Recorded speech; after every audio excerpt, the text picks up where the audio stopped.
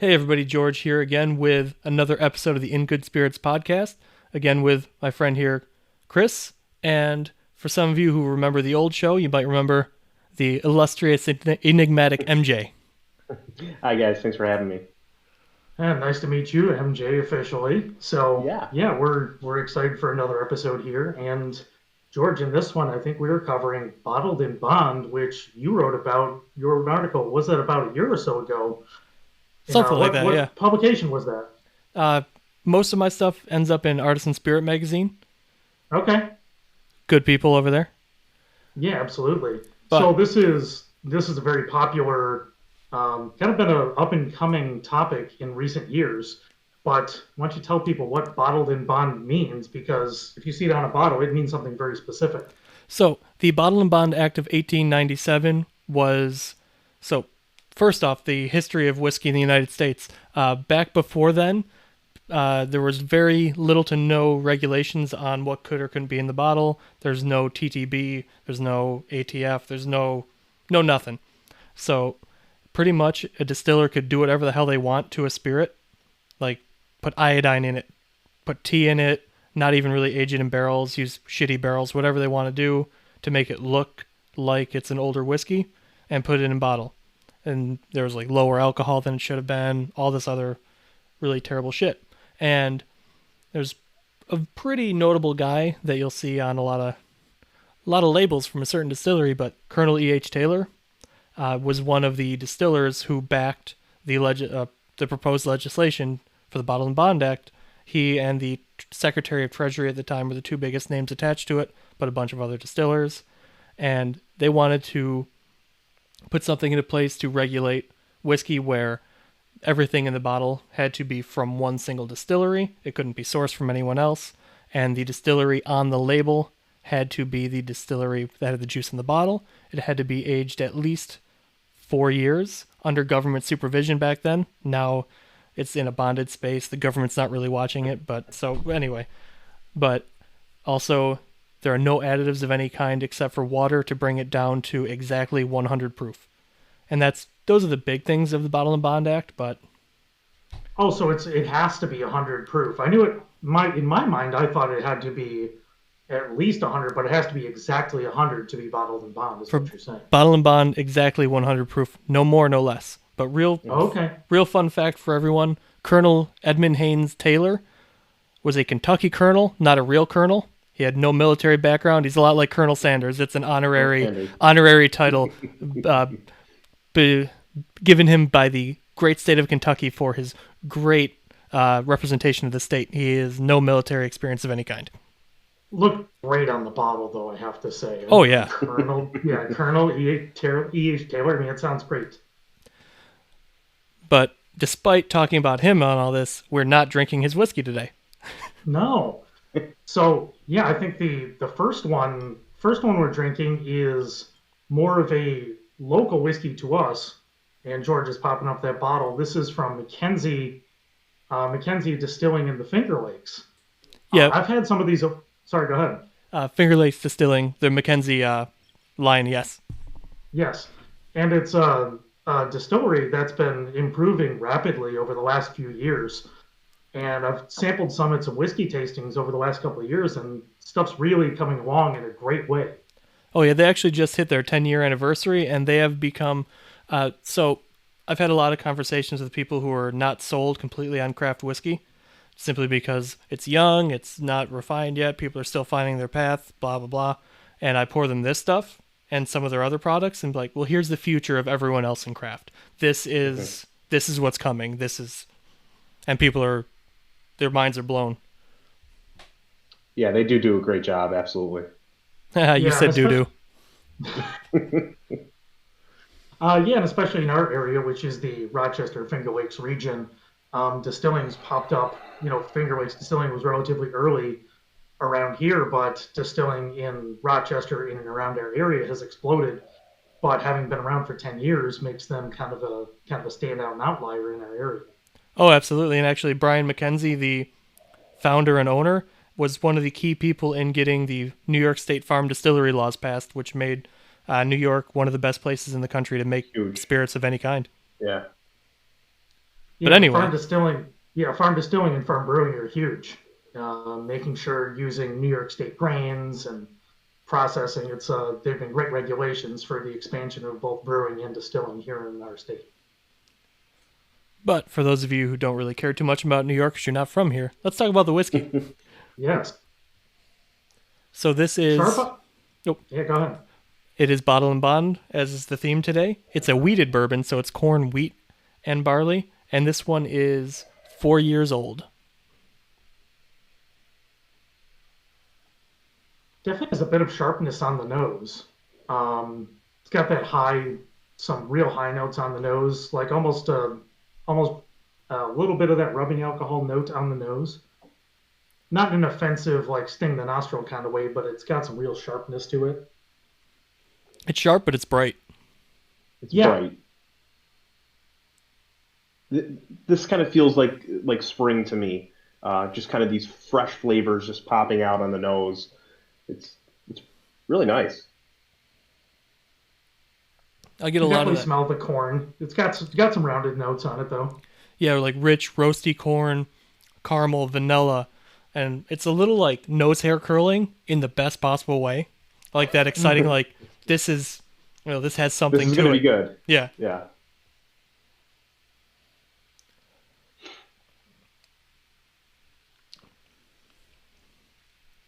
What are you guys getting on the palate?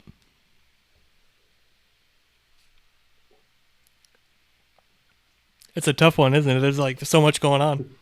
There's a Well, lot. well, I'm breathing it in because this one definitely is sharp. There's no doubt about it. Mhm. This has got that alcohol sting, and at 4 years, it still tastes a little bit young. It's got that sharp alcohol sting at 100 proof, where sometimes you won't see it even at higher. But this one definitely has that sting. I don't think in a bad way necessarily, but this is not this is not a subtle, quiet whiskey by any Mhm. means.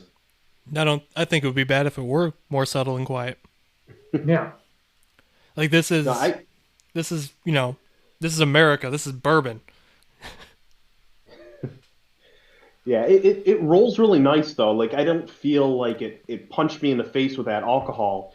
You get a lot of flavor up front, and as it kind of those flavors roll back, then it kind of kicks in with that alcohol punch, which is nice. That's kind of what I like when I drink a whiskey. Yeah, because it kind of, as it rolls back, it's warming, but it's not hot. And then Yes. after you swallow, and you get Hmm. that little burst of like that kind of like that afterburn that's not unpleasant. But that like, yeah, you just had some whiskey, damn it. Yeah, exactly. yeah, for sure. And I think it was also my first sip. The second one I think played more like your first one did, where it's rounding around, and now it's sitting in my. This one that sits in your chest. Hmm. You're definitely feeling it. You're feeling it in there. This isn't one that goes away quickly or just lingers on your palate. This is a whole body experience. Yes.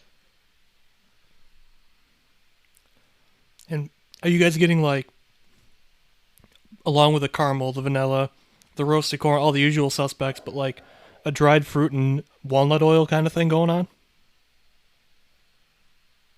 I see what you're saying, but it's lingering. It's like at the top rear of my palate. It's that subtle backbone. It's not dominating by any means. I'd say it's front forward, meaning front forward on the sharpness, front forward on the corn and wheat, and then those other things are just those little tingling back notes. Yeah, I would definitely agree with that, Chris. That's a good way to put it for sure. So before we move on to the next Bottle and Bond Spirit, overall, we're not going to do MJ. We're not going to do the 100 point system anymore like Yeah. we used to. Yeah. I Right. I've kind of settled into my not liking of that as a rating system. So just the Mhm. overall, what do you think? For me, this is kind of like the bourbons that I go for. They're strong, but they're not overpowering. This is, when I look at a whiskey that I want to drink, it's kind of one of those, winter night and it's a snowstorm outside and I'm sitting reading a book, and this is the kind of whiskey that I want to have with me. I really enjoyed this, and I could absolutely see myself drinking this with fairly regular. So for $40 on the shelf, would you grab it? Absolutely, without a doubt. I do like the price. I think for my typical palate, I think I usually would want a little bit more richness. I think this would be one of those that I'd want to see just a little bit more age on. I think it might be just a hair sharp for my preference, but do I like it? Absolutely. It's quite enjoyable. Again, I did my couple drops of water. I think it was better before. It got a little too sharp afterwards. I think it was better. I'm still going to do it as part of my exercise, but I think this is really enjoyable and definitely a good value at its price, especially for craft. Oh yeah, absolutely. So I love it when my prediction about things comes true. Like I think in our first episode, I talked about the addition of water. Scotch can open it up. Bourbon falls apart. And I just like when I see that happen because it's like, yay, I was right.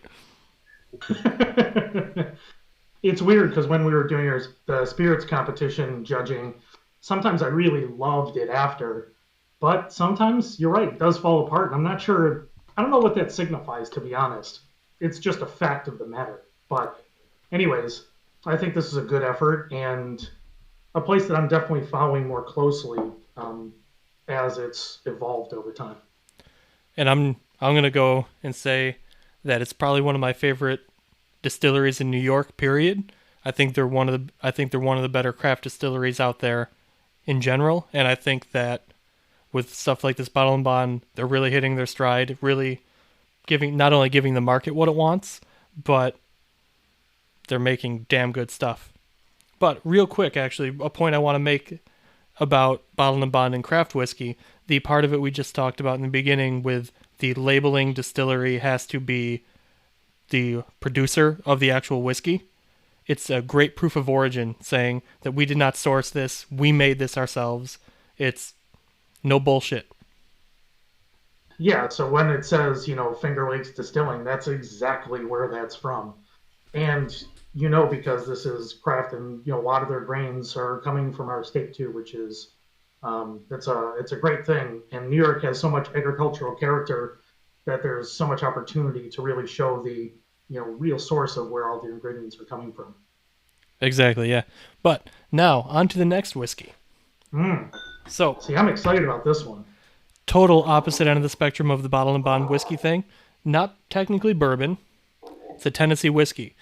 And this whiskey of the year winner is George Dickel Bottle and Bond Tennessee whiskey, 13 years old. So this is part of the question. So Bottle and Bond is just a spirits designation, or is it for whiskey only? Technically speaking, if you were to put gin in a barrel for 4 years, you could absolutely have a Bottle and Bond gin. There's no reason to do that, really, but it's technically applicable to other spirits, just you're pretty much only going to see it in whiskey. And one notable example of brandy is, I think it's the Evan Williams brandy, or not Evan, I can't remember what it's labeled as, but it's from Heaven Hill as a brandy, and it's actually really great. Interesting. See, that's one I'd love to taste in a future episode. I went on a web conference where they were talking about cognac and Armagnac, and part of the discussion was around brandy in general, and it's something I'd be interested to taste some American brandies. So I think we'll have to target that. I think we will. Yeah. So real quick about this Dickel Bottle and Bond. It is, like I said, 13 years old. No official word from the distillery on mash bill, but floating around online, there's varying opinions. Some sources are saying it's corn, wheat, and barley. I don't believe that. I think it's corn, rye, and barley, as other people are saying. But it's part of a larger corporation, Diageo. So full transparency is not too common, simply because, you don't give away your secrets to competition, first and foremost. Absolutely, and this is vastly different on the nose than the other things than the McKenzie. This is pure toasty roundness on the nose. There's almost no sharpness whatsoever. It smells real oily, kind of damp, kind of dank. I think that damp is that's a Mm, great nose note. It's like basementy, like a good basementy though. Yeah, like MJ right there. that's right. Just don't look. What's with all that plastic, by the way? It looks like you have a Dexter kill room in there. Don't you worry about it, George. Okay, I'm glad that we have to do this remotely then. Thank you, COVID. Yeah, this is a completely different animal when we're talking 100 proof. I mean, nose, taste, these are so different from each other. Yeah, see, I'm getting like flaked grain on the palate. Like that flaked, still almost, even with this much age, it still tastes like that dusty. You're getting some of that dusty flaked grain, like flaked barley or flaked something. It's that dry, not oats, you know what I mean, but it's got that flaky dustiness to it. George, I see why you said that you think that there's rye in this mash bill because it's got that nice little spice to it that you're so accustomed with rye. On the nose, I smelled all this corn, but when you taste it, it's not that sweet corny flavor that you're used to in a bourbon, which is fantastic. It's intriguing. Yeah, I definitely agree with you on that. And in with that spice though, you get kind of like. Either of you ever done any woodworking before? Not much, but a Yeah. little bit. Have you ever worked with cherry wood? Mm. So it's got like a cherry wood note, but like a cherry wood sawdust, like damp cherry wood sawdust. And I get Now that you say that, that makes a lot of sense. and cherry wood is something I've noticed a lot in well things that have rye in it. No, that's interesting because it's now that you mentioned cherry, it's coming a little clearer because my first taste I got that dry flakiness, and now that I'm tasting, I am getting that rounded corn. But you're right on that. It's like those high notes of cherry. You're right, the cherry wood, but not cherry fruit because it's not particularly fruity in No. its character. It's woody and grainy, rounded, rich, but not fruity particularly. Right, exactly. Definitely like not overly fruity, but subtle and very woodsy. Yeah. So, what Hmm. do you guys think about the finish? I think comparing that beats you up with that kind of alcoholic burn as it rolls back in your palate. It's super smooth and it's really really enjoyable to drink. Yeah, I agree. I think that it's that woody, rich, cooked corn flavor that lingers, but it's that lingering. It's a different kind of sharpness. The sharpness from the other one was so like piquant, very high palate. This sort of sits in the back of your palate. It's a very different sharpness, but it sits. Again, this is another one that really you feel warming from this for sure. Mm. It's this is definitely like that sitting in a like rich mahogany room, dark leather kind of experience. This isn't a sharp. This is a big smooth affair, but still with that brightness to it. So, something that I get on the finish a little bit there though is like after all that stuff, it has like a purified spring water thing. Yeah, I see what you're saying. Yeah, no saline or anything. Just it's very yeah that distilled almost because there's not much of anything towards the end. Yeah, it fades out pretty Yeah, quick. It lingers on it does. after, but the finish is Mhm. kind of the taper on the finish is really sharp. Not sharp as Hmm. in a tasting note sharp, but it tapers off quickly is Quick. a better way for me to put that. Yeah, that's So, interesting. It's yeah so different from the other one. so fun fact and a local connection for us on the George Dickel Bottle and Bond. Not the distiller for this because it's 13 years old, but the current master distiller at Cascade Hollow Distilling, which is the producer of George Dickel, Nicole Austin from Syracuse. Oh, beautiful. She's one of the most, we'll say, important distillers in America right now. She's brilliant and doing really great things. And this is one of the first things that she's fully, the first full release that's new since she started there. Again, she's only been there maybe a couple of years now at most, so she obviously didn't distill it, but her first product out. So you said this isn't a bourbon, so obviously less than 50% corn. And sorry, go ahead.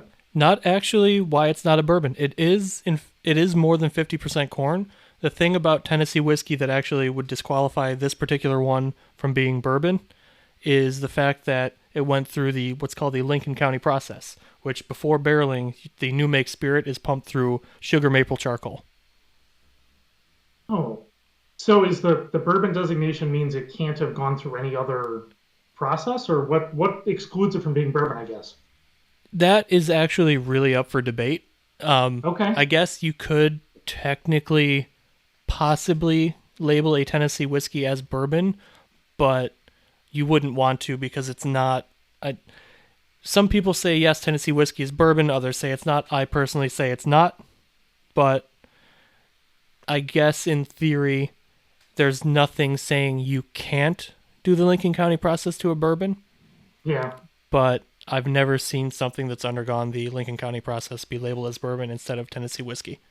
Right. So it's kind of a semantic, and for them it probably works for the better that it has its own designation, so it has its own character to it. Yeah, thank Jasper Newton Daniel for that one. Fun fact, there's only one Tennessee whiskey out there labeled as Tennessee whiskey that does not go through the Lincoln County process, and that is Pritchard's. And the reason he got away with labeling it as Tennessee whiskey without the Lincoln County process is when he applied for the exemption, he said, if I wanted to make Jack Daniels, I'd make Jack Daniels.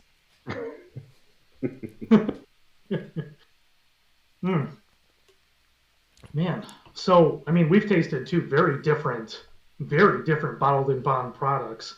One being a little bit wider production, but a lot of age on it, and then a true craft, and for us, a local product. And we've seen, a little bit of the swath of bottled and bond, but there's so much more to explore in that field. I mean, so many different avenues to go down for later episodes. Oh, absolutely. So I wouldn't normally want to say, which do you like better? But I kind of have a feeling we're going to have a split vote here. So I'm kind of curious. MJ, which one do you like better? For me, it would be the Finger Lakes. That's the type of bourbon that I like, and I love that the boldness of it. And so if I were to go out and buy a bottle, that's what it would be. Fair enough. And Chris? So I think I'm going to surprise you a little bit and say I think I prefer, having tasted both now, I think I prefer the Finger Lakes as well, the McKenzie. You definitely surprised me. I was sure you picked the Dickel. I also would say the Finger Lakes is more in my preference, but I think it's important though. The Dickel is freaking good, man. Like it's not by any means. We're not taking anything away from them. Oh, absolutely. Yeah. Well, I think what I found after tasting both is that even though I think the McKenzie would aid with a little bit of mellowing, I think the Dickel was a little bit too wood forward and too flake grain forward. And even though it had longer age, I think I like the rounded flavors of the Finger Lakes balance with that sharpness better. It's got even that little bit of sweetness to it that I really enjoyed. So I surprised you, which I'm happy. You definitely surprised me. And we're going to have to talk about this another day because I could go on for way too long about this, but I am of the opinion that with this bourbon, and we'll include this Tennessee whiskey in that category because they're so similar, peaks in quality or at least in enjoyability between 5 and 8 years. Anything beyond that, in my opinion, is often too much. But we could talk about we'll end that note there because we won't stop talking if we go on more with that. Oh, that sounds good. Well, again, this was a fantastic episode. I really enjoyed tasting both of these different products. And George, MJ, this was another episode of the In Good Spirits podcast. So make sure to subscribe on YouTube if you're watching our video, or subscribe on your favorite podcast app. You can find it on any number of different sources. And let us know what you think.